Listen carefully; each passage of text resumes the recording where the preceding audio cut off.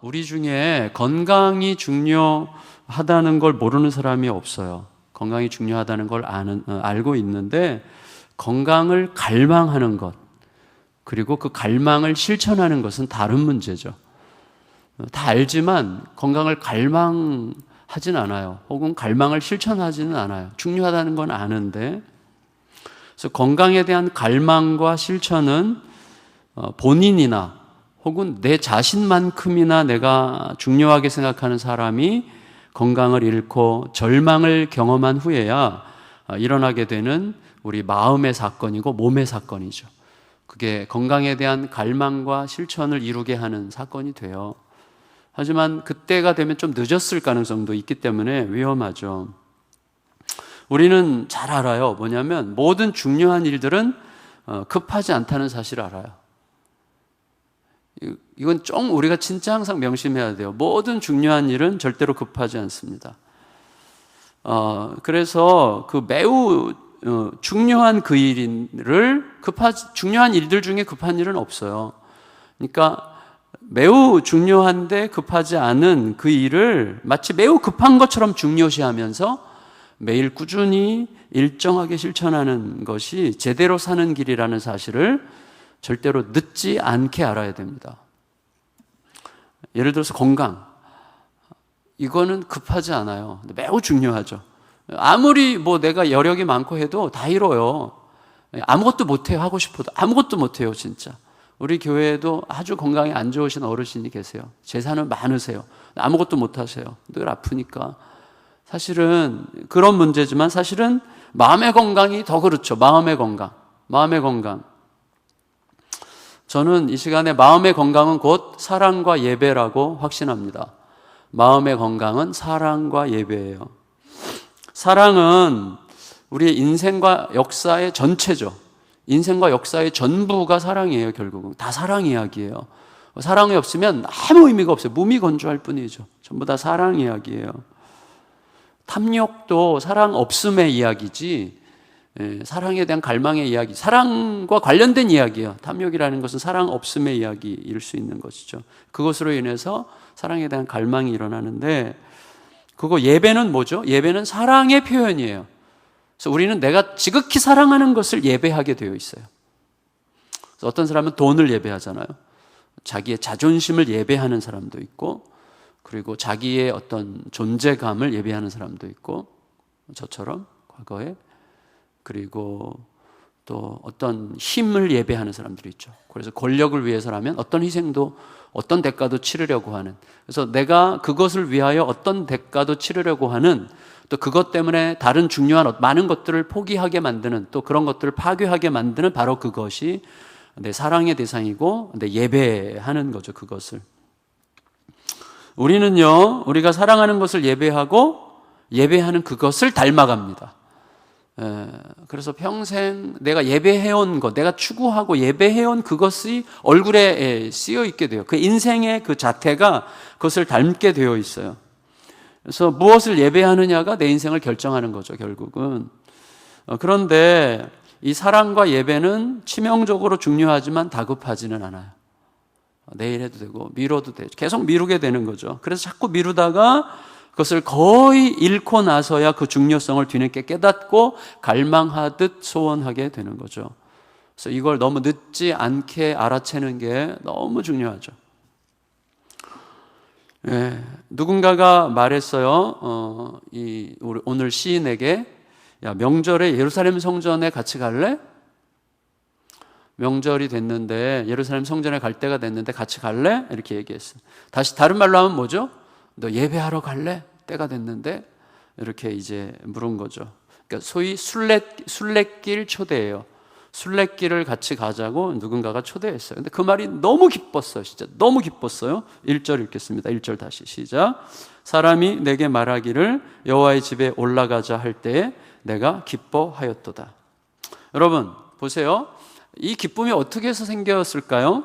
성소를 찾는 명절이 됐는데, 상상하는 거예요. 성소를 찾는 명절이 됐어요. 1년에 3번씩 이제 예루살렘 성을 보러 가서 성전을 찾아서 예배하는 거잖아요. 이스라엘 모든 사람들은. 그렇게 때가 됐는데 너무나 가고 싶죠. 예루살렘 성전에 너무 가고 싶어요. 너무 만나고 싶은 거예요. 전에 제가 좀 죄송한 표현이지만 화상으로 우리 손주들과 통화할 때 너무 만지고 싶어요. 그러니까 화상으로 보는 거랑 옆에 같이 있는 거는 다른 문제예요. 성전에 너무 여기서도 예배할 수 있지만 가는 게 우리 여러분 예수님이 여기만 계신 거야. 하나님 여기만 계신 게 아니잖아요. 근데 어떤 때 여기 앉아서 딱 이렇게 엎드리는 순간 눈물이 확 쏟아지는 거죠. 이 의미가 있는 거죠. 그곳이죠. 그곳. 근데 그때는 더 했죠. 하나님께서 예루살렘 성전에서 만나겠다고 약속하셨으니까. 그러니까 너무너무 가고 싶어요. 하나님을 가까이에서 느끼는 영광과 기쁨이 목마르게 그리운 사람이에요. 이 사람은 하나님이 나의 희망이고 하나님이 나의 기쁨이고 하나님이 나의 전부인 걸 알게 됐어요. 이 사람은 또 경험하는 중이에요. 그런데 갈 만한 처지가 아니에요. 비용이 굉장히 많이 들어요. 예루살렘 성전까지 가려면 순례자들이 1년 동안 돈을 많이 모아야 되죠. 모아야 돼요. 그러니까 갈 만한 처지가 안 돼요. 어떤 이유에서건 예루살렘까지 갈 만한 경비가 없거나 혹은 누군가에게 종으로 매여 있거나 한 거죠. 그런데 생각지 못했던 이웃이 함께 가자 이렇게 말한 거예요. 함께 가자는 건 뭐냐면 다녀올 경비를 내가 제공하겠다. 이제 그런 의미죠. 여러분 신명기 14장에 보면 하나님께서는요 이스라엘 백성들에게 11조 하게 하셨잖아요. 11조가 레위인들의 생계를 이제 책임지는 것이기도 한데 사실은 매 3년에 한 번씩은 11조를 따로 하게 하셨어요. 또 매 3년에 한 번씩은 11조를 따로 해서 그것으로 학대받는 자, 가난한 자, 나그네 고아 과부들을 도우라고 하셨어요. 그리고 거기에는 순례자의 길에 올라갈 때 올라가지 못하는 자들을 위한 경비도 포함되어 있는 거죠. 그래서 여러분 순례길에 초대받아서 예루살렘 성전으로 향하는 이 순례자의 발걸음이 얼마나 설레었겠어요. 얼마나 가뿐했겠어요. 너무너무 행복한 거죠. 하나님 곁에서 그 하나님을 느끼는 그 시간의 그리움을 너무나 잘 알고 있는 사람이죠. 그래서 드디어 이제 산을 넘고 계곡을 건너서 드디어 모리아산에 도착하는 거죠. 예루살렘 성전은 모리아산에 세워졌죠. 예루살렘 성읍이 모리아산. 그래서 발이 드디어 예루살렘 성읍에 딱 도착하는 순간의 느낌, 그 느낌, 드디어 이 도착을 딱 했을 때 그 느낌은 너무나 특별하죠. 표현할 길이 없는 기쁨이에요. 순례자는 그 기쁨에 겨워서 예루살렘의 이름을 가슴 벅차게 부르고 있습니다. 2절 읽습니다. 2절 시작. 예루살렘아 우리 발이 내 성문 안에 섰도다. 여기에서 이 감격을 느낄 수 있어야 돼요. 우리가 이 사람의 이 감격, 너무 오고 싶었던 이곳 감격. 여러분이 좀 기분이 이렇게 좀 마음이 상하거나 무슨 이제 지긋지긋해져 가지고 이제 교회를 떠나는 거랑 달리 어쩔 수 없이 내가 너무 사랑하는 공동체를 떠나서 갔는데 거기를 다시 방문하게 될 경우 눈물이 나죠. 저는 제가 중고등학교, 대학교 시절 다녔던 잠실에 있는 석촌호수 옆에 있는 교회인데 그 교회가 팔고 이제 위례 신도시로 이사를 갔는데 팔았다는 얘기를 들을 때 화가 나더라고요. 그런 느낌이 있을 거예요. 화가 나는 거예요. 그 예쁜 교회를 왜 팔고 갔을까? 물론 이유가 있는 거지만 되게 개인적 감정이라는 거죠. 그것보다 훨씬 이상이죠. 예루살렘 성전으로 간다는 것은 너무나 감당하기 어려운 기쁨이죠. 예루살렘아 드디어 내 발이 성 안에 섰도다. 이 감격이 있는 거예요. 느껴지세요? 그 감격이? 좀 이렇게 느껴지면 좋겠어요. 그래서 이 순례자는 알고 있어요. 자기가 비록 가난에 묶여있는 척박하고 공고한 삶을 살아오지만 그 척박하고 공고한 삶을 살아가는 중에도 내가 하나님을 깊이 느끼는 순간 그 고통은 물러가고 자유와 기쁨이 임한다는 것을 너무나 잘 알고 있어요. 여러분, 현실의 척박함과 공고함은 육체를 가진 인간을 충분히 시달리게 하고도 남는 고통이죠. 때로는 깊은 좌절과 슬픔과 고통을 겪어야만 하는 게 우리들의 삶인데, 하지만 그 어두운 시간 끝에서도 여지없이 이 순례자가 도달하는 지점이 어디예요? 하나님께서 계셔서 다시 살아갈 수 있다. 는 바로 그 깨달음의 자리예요. 그 깨달음의 자리. 따라서 하나님께서 내가 거기 있겠다라고 약속하신 바로 그 자리, 예루살렘 성전을 찾아가는 순례자의 무리에 내가 끼어 있을 수 있었다는 사실은 경이롭도록 행복한 거예요. 드디어 예루살렘 성문을 통과하게 된 이 순간은 어떻게 보면 과격하게 말하면 죽어도 더 이상 바랄 게 없는 것 같은 기쁨으로 꽉 차는 그런 기쁨의 시간이죠. 따라서 이 순례자에게 이 예루살렘 성이라고 하는 것은 단지 어떤 물리적 공간, 유적지를 간다 이런 거랑 완전히 다른 거죠. 그것은 고난을 이기면서 살아오게 하신 그 하나님의 은혜를 내 온몸으로 심지어 인격적으로 느끼게 되는 순례자의 사랑의 고백의 대상이죠. 어떻게 보면 애인이죠. 애인. 너무나 보고 싶었던 애인을 만난 거죠. 이제 이 가난하지만 부요한, 현실적으로는 가난할 가능성이 많은데 가난하지만 실제로는 부요한, 하나님 때문에 부요한 이 순례자가 예루살렘 성읍을 찬찬히 구경해요. 돌아보면서 3절 읽습니다. 3절 시작. 예루살렘아 너는 잘 짜여진 성읍과 같이 건설되었도다. 예루살렘에 감탄하면서 너가 잘 짜여진 성읍과 같다. 이 말은 뭐예요? 참 질서정연하구나. 참 단정하구나. 단정한 걸 보면 사람이 누군가 전에 제가 말씀드렸죠. 어린 애들도 잘생긴 사람과 덜 잘생긴 사람을 구분하죠. 이유가 뭔지 아세요? 우리가 타고날 때부터 우리의 그 몸에, 우리의 그 시각에 그 사람의 균형을 아름답다고 느끼도록 이 안에 내재되어 있는 거예요. 그래서 누가 아름답다, 예쁘다라고 느낄 때 그것은 눈이 크다 뭐 이런 뜻이 아니라 균형이 잡혔다는 뜻이에요. 균형이 있다.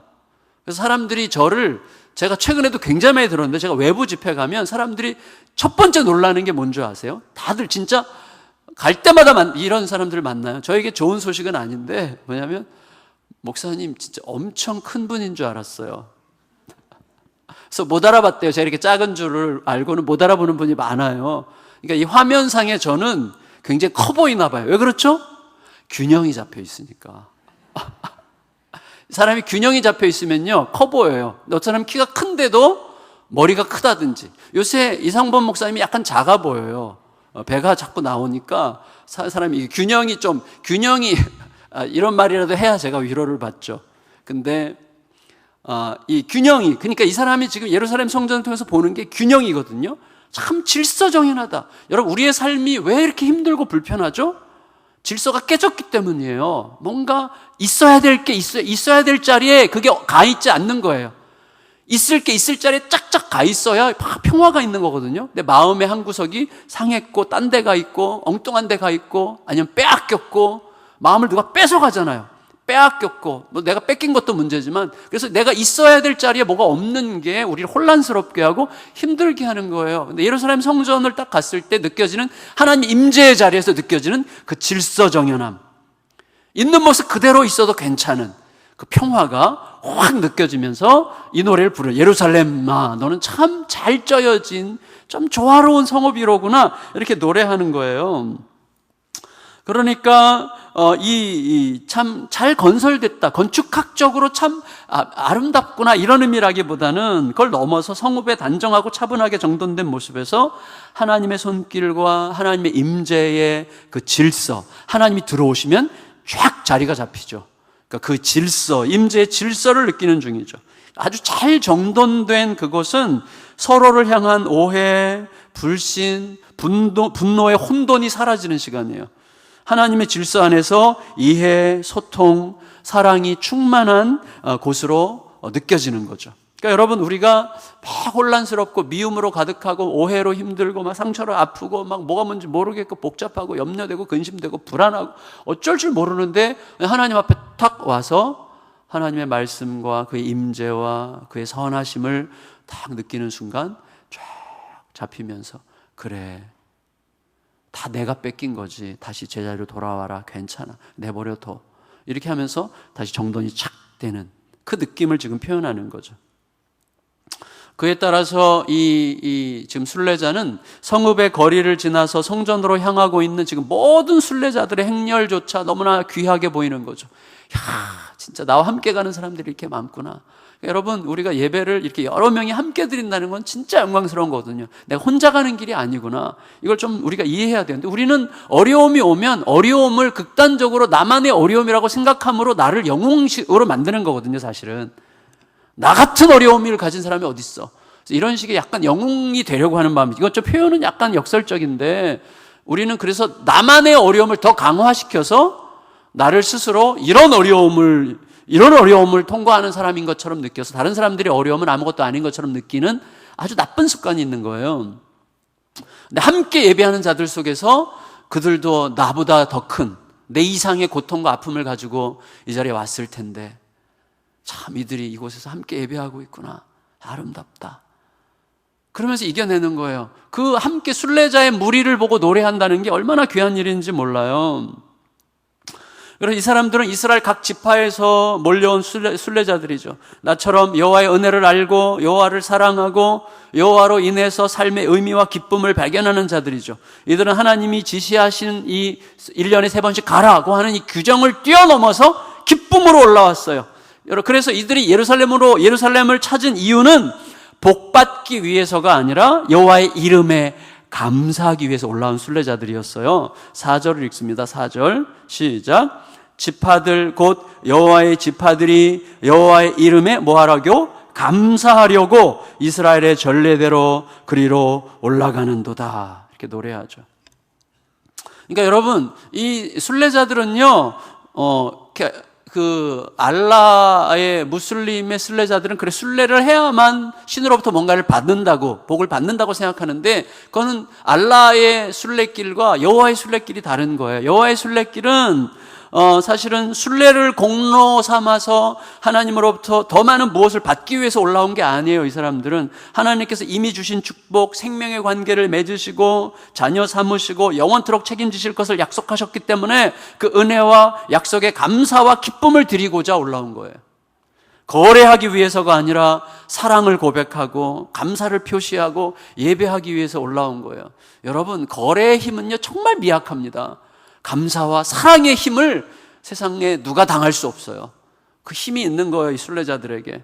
이 순례자들의 마음에 담긴 것은요, 이제 예루살렘의 중심을 차지하고 있는 심판의 보좌가 갑자기 의식이 되는 거예요. 5절 읽겠습니다. 5절 시작. 거기에 심판의 보좌를 두셨으니 곧 다윗의 집의 보좌로다. 갑자기 이게 왜 나왔어요? 삶의 질서가 흐트러져 있기 때문이죠. 이 세상에 질서가 흐트러지고 혼돈이 가득한 세상에 하나님의 심판의 보좌로부터 나오는 하나님의 말씀을 통한 질서를 갈망하는 노래라고 할 수가 있겠어요. 근데 심판의 보좌는 다른 말로 하면 정의의 보좌예요. 정의의 보좌라는 뜻이에요. 여러분, 이 세상사, 인간사의 옳고 그름을 판결하는 보좌가 거기 있어요. 그 보좌에서 나오는 하나님의 말씀이 모든 삶의 기준이고, 그 말씀이 삶의 기준이 될 때 질서가 쫙 잡히는 거예요. 여러분, 왕이 앉아있는 그 정의의 보좌, 심판의 보좌는 예루살렘 성전에 의지해 있죠. 왕이 예루살렘 성전을 의지하는 자가 될 때 공의로운 재판장이 되는 거예요. 종의로운 통치자가 되는 거죠. 그래서 이 왕은, 이스라엘의 왕은 하나님 앞에서 진정한 예배자가 될 때, 하나님의 다스림을 기꺼이 인정하고 그 앞에 엎드릴 때, 그리고 하나님의 마음과 그의 말씀을 모든 판단과 선택의 기준으로 삼을 때 비로소 가장 합당하게 나라를 통치하죠. 그때 나라의 질서가 잡히는 거고 백성들이 평안하구나 라고 느끼는 거예요. 그때 순례자는요, 하나님의 성소로부터 나오는 하나님의 통치가 어떻게 다윗 집의 보좌를 통해 모든 백성들의 구체적인 삶이 되는지를 알고 있어요. 굉장히 중요해요. 여러분, 나라의 통치자가 자기의 지혜와 자기의 꼼수나 자기의 얄팍한 생각이 아니라 전능자의 지혜를 구하여 전능자의 질서 안에 딱 서잖아요. 그럼 결국은, 지금 당장은 어떨지 모르겠어요. 결국은 이 질서가 자기 자신의 만족과 개인적인 이기심을 구하지 않고 정말로 하나님의 말씀에 자기를 던지고자 하면 나라는 질서가 점점 잡혀가면서 백성들은 평화를 누리기 시작하는 거죠. 그걸 지금 노래하는 거예요. 그 그리움을. 따라서 세상에는 여전히 인간의 탐욕과 욕정과 불의와 불공평의 혼란이 가득하지만 다시 하나님의 공의와 질서가 아름답게 시행되기를 기대할 수 있는 그곳에 내가 지금 서 있다고 하는 이 경외감에 사로잡혀 있는 거죠. 바로 그곳으로부터 세상이 바로잡히기를 기대하는 거예요. 최종적으로 예루살렘 성전과 왕의 보좌, 성전, 예배죠, 예배. 말씀이 흐르는 예배, 그 다음에 통치, 왕의 보좌. 이 성전과 왕의 보좌가 사실은 예수님 안에서 만나죠. 예수님은 왕으로 오신 성전이시죠. 그래서 왕과 성전이 통합돼요. 그래서 예수님 안에서 완전한 형태로 통합되는데 그 전에 새 예루살렘에 가면 더 이상 보좌 예수 그리스도가 앉으시고 그분은 왕이시고 성전이시며 더 이상 햇빛도 필요 없는 통치자시죠. 그런데 그 전에 예수님은 왕이신 성전으로 우리 가운데 오신 분으로서 우리를 어떻게 삼으셨어요? 왕 같은 제사장으로 삼으신 거예요. 제사장은 성전의 사람이죠. 너희는 왕 같은 제사장이요라고 우리를 왕 같은 제사장으로 삼아 어떻게 하셨어요? 세상으로 파송하신 것이죠. 다시 말하면 제사장으로서 하나님의 말씀을 받은 통치자가 되어 세상의 질서를 흐르게 하거라. 그래서 그게 우리 가정 안에, 내 안에서 먼저 시행돼야 되고 우리 가정 안에서 내가 있는 그곳에서 하나님의 말씀의 질서가 그리로 들어가 그곳에 하나님의 질서가 흐르면 그 결과가 뭐예요? 샬롬인 거예요. 그 결과가 샬롬. 그래서 이 순례자는 이제 이스라엘에게 속한 모든 백성들의 삶의 그 질과 색깔과 방향을 결정적으로 형성하게 될 예루살렘의 평화를 위하여 기도해요. 예루살렘이라는 말이 뭐예요? 평화의 도시잖아요. 예루살렘이 자체가 평화라는 뜻이죠. 그러니까 평화의 성읍의 평화를 위해서 기도해요. 평화의 성읍에서 평화가 사라지면 그때는 저주죠. 여러분, 이스라엘의 모든 삶의 혼돈과 어둠과 악함을 물러가게 할 평화는 오직 예루살렘 성전에서부터 시작되는 거예요. 예루살렘 성전이 모든 것을 보게 하는 눈이고 모든 것을 결정하는 셈의 근원이에요. 그것을 누가 이어받았어요? 교회가. 그래서 에베소서 1장 24절 우리 교회가 시작된 우리 교회 기초 말씀인데 교회는 그의 몸이니 만물 안에서 만물을 충만케 하시는 이의 충만이니라. 그 말은 뭐죠? 만물, 온 세상의 눈이라는 뜻이에요. 교회가 온 세상의 눈이다. 교회가 세상이 세상을 바로 보게 하는 눈이에요. 그러니까 지금 이 순례자가 예루살렘의 평화를 구하는 거죠. 평화의 성읍의 평화를 구하는 것은 무슨 뜻이죠? 교회가 교회되게 해달라는 거예요. 교회가 교회됨을 잃어버릴 때 세상은 끝난 거예요. 어디에 희망을 둘 데가 없어요. 그러니까 세상의 혼란은 결국 교회의 책임이에요. 오늘날 이 세상의 혼란은 결국 이 땅의 교회가 교회되지 못하기 때문이에요. 오히려 탐욕과 욕망과 혼란과 이기심이 꽉 찼기 때문에 교회가 더 이상 교회가 되지 못하기 때문에 질서가 다 사라지게 되는 것이죠. 그거는 가정에서 우리가 살아가는 삶의 현장에서 그대로 이 교회가 돼야 되거든요. 거기서도 우리가 교회가 돼야 되면 지금 이 땅에 크리스찬이 최소한으로 쳐서 700만이라고 해도 700만이 교회가 되면 세상은 완전히 변해요. 진짜 완전히 변하게 되어 있어요. 이거 어쩔 수 없어요. 변할 수밖에 없는 거예요. 근데 안 변하기보다도 오히려 더 혼란스러워지는 이유는 교회가 못 되고 있기 때문이죠. 우리가 만나는 사람, 우리가 접촉하는 모든 일들 속에서 교회됨을 우리가 드러내는 삶이 필요한 거죠. 영혼의 고향인 예루살렘이 평안해야 모든 삶이 평안하죠. 성도들 마음의 성소, 그리스도의 몸된 교회의 평안 대신에 분노와 불신과 두려움이 가득하면 성도들의 삶은 산만해지고 들뜨고 불안하고 혼란스러워지죠. 예루살렘 곧 평화의 도시의 평안을 구하고 하나님의 법도와 질서가 시작되는 예루살렘을 사랑하는 자는 형통한 삶을 살아요. 하나님과 동행함으로 모든 것이 제자리로 돌아가는 샬롬의 삶을 누리게 되는 거죠. 그럼 거의 확실해요. 7절 읽겠습니다. 7절 시작. 내 성 안에는 평안이 있고 내 궁중에는 형통함이 있을지어다. 여러분, 예루살렘 성 안에 평안이 있고 예루살렘에 가득한 하나님의 질서로 통치자의 보좌가 다스려지면 왕실에는 형통함이 있을 거예요. 그리고 성 안에 단단하고 조밀하고 질서정연하고 안전하게 쌓여있는 돌들이 그 평안을 보장하는 듯한 그림을 느끼게 하죠. 그리고 이제 그 통치자의 평안이 백성들의 삶으로 흘러들어가면 순례자는 형제와 친구들에게 평안을 전하는 삶을 살기 시작하는 거예요. 8절 읽겠습니다. 8절 시작. 내가 내 형제와 친구를 위하여 이제 말하리니 내 가운데 평안이 있을지어다. 말씀을 정리할게요. 여러분, 우리가 형제와 친구들을 위해서 마음 깊은 곳으로부터 평안을 빌 수 있으려면 내 안에 평안이 흘러넘쳐야죠. 내 안에서 평안이 흘러넘쳐야죠. 그러니까 말할 수 없는 자유와 기쁨의 평안이 흘러넘치는 거죠. 순례자가 예루살렘 순례길에 오르면서 기대하는 게 바로 그거였어요. 내 안에 그 평화가 흘러넘치기를. 그래서 이게 이웃들에게로 흘러가기를. 그런 순례길을 통해서 하나님의 하나님 되심을 다시 발견하고 확인하죠. 하나님이 행하신 일들의 크고 부요하심을 다시 확인하죠.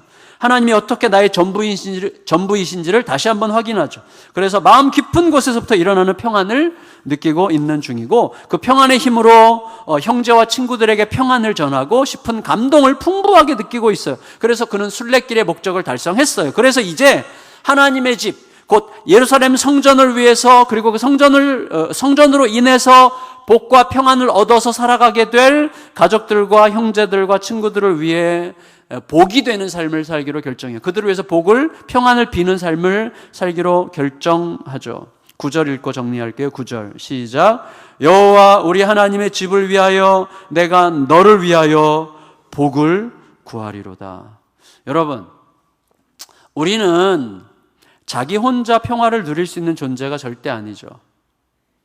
나를 둘러싼 이웃들과 세상이 평화를 누리지 못하는 한 나도 결코 평화를 누릴 수가 없어요. 여러분, 온 세상이 평화를 누리지 못하는데 나 홀로 누린다? 그건 불가능해요. 근데 온 세상이 그 불가능한 일을 이루는 사람들이 굉장히 많아요. 세상에. 그래서 성경에 예수님께서도 말씀하셨죠? 거지 나사로의 집 앞에 부자. 그 부자. 거지 나사로는 한 번도 그 부자의 식사 자리에 초대받지 못했어요. 내 집 앞에 거지. 그건 이 세상의 현실을 상징하죠. 근데 그 부자죠. 온 세상이 평화를 누리지 못하는데 나 홀로 누리는 부자죠. 그러니까 나는 거지 나사로 앞에서 밤낮 축제를 벌이다가 지옥에 떨어지는 부자가 되는 거죠. 그런 사람은 반대로 나만 빼고 온 세상이 평화를 누리는 것처럼 보인다. 그때는 버티고 살아갈 힘을 잃게 되는 거죠. 여러분, 세상이 어떻든지 간에 나는 하나님의 질서 안에서 평화를 누릴 수 있어야 돼. 세상이 어떻든지 간에 나는 평화를 누릴 수 있어야 되는데, 그 평화를 누리는 이유는 뭐죠? 그 평화를 그 세상으로 흘려보내기 위해서죠. 세상이 아무리 평화가 없어도 나는 하나님 때문에 평화를 누릴 수 있어야 되는데, 그 이유는 평화 없는 그곳에 평화를 보내기 위해서 평화가 필요한 거죠. 그 평화가 세상으로 확장되기를 기도하고 행동하는 거죠. 하나님이 이끄시는 마음은 그렇게 흘러가는 거예요. 예배, 곧 하나님과의 깊고 복된 사귐을 사모하는 사람은 결국 가족과 친구들과 세상을 복되게 하는 삶으로 이동하게 되는 거예요.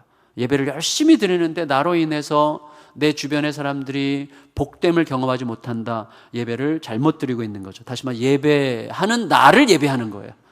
내가 이렇게 열심히 예배 드리니까 복 받겠지라고 하는 예배하는 나를 예배하는 거지, 진짜 예배하는 게 아니야. 진짜 예배하는 자는 하나님의 평화가 나를 통하여 흐르게 하는 자가 되는 거죠. 그래서 우리 모두가 진실로 그 은혜를 구하며 하나님의 평화가 내 안에 가득해지고, 늘 말씀과 성령의 이끄심으로 그 평화가 가득해지고 은혜와 사랑이 흘러 넘쳐서 우리의 가깝고 먼 사람들에게 이렇게 흘러가는, 내가 가는 곳마다 샬롬의 기운이 형성되는 그러한 은혜가 우리 모두에게 가득하시기를 예수님의 이름으로 축원합니다. 아멘. 우리 같이 찬양 부르고 같이 기도할게요. 나의 영혼이 잠잠히 하나님만 바라며